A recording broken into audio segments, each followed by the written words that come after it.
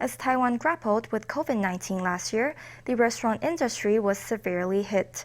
But some chefs found ways to emerge from the crisis stronger than ever. First-time food truck owner Chen Hsiang-lin is one of the entrepreneurs who cracked the pandemic puzzle. She tapped into the trend for takeaways by offering hot dogs on the streets of Taipei. Now a franchise system is in the works.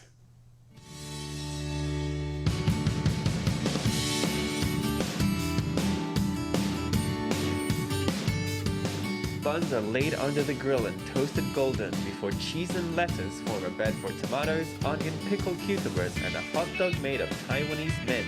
Italian-style dipping sauce completes the signature dish of this food truck. Food truck owner Chen Hsiang-lin told us how 2 years ago she bought this European electric van. She wanted to run an American food business at reasonable prices to cater to all customers. But rental prices for restaurants were prohibitive for her startup funds. She renovated the van herself and started selling hot dogs on the streets of Taipei. She didn't expect her first foray into the world of the food truck business would be such a roaring success. I didn't really think far ahead at the time. It was just a wish and a blessing. At the time, it was the first wave of the pandemic, and nobody knew how to handle it. Everyone was afraid to eat indoors, so large restaurants basically had no patrons, whereas it was here, on this tiny patch of land, where customers could easily buy something and take it away. Chen sells more than 100 hot dogs a day. Rent for her van is a third of restaurant rental prices.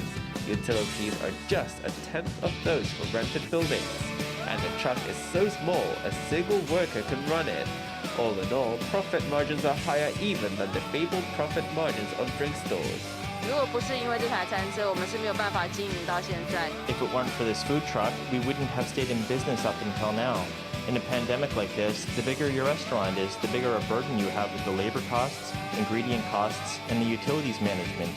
The small-scale business model is an upcoming trend. The food and drink sector was one of the hardest hit by the pandemic. But by designing her business carefully, this chef has managed to carve her own path through the crisis.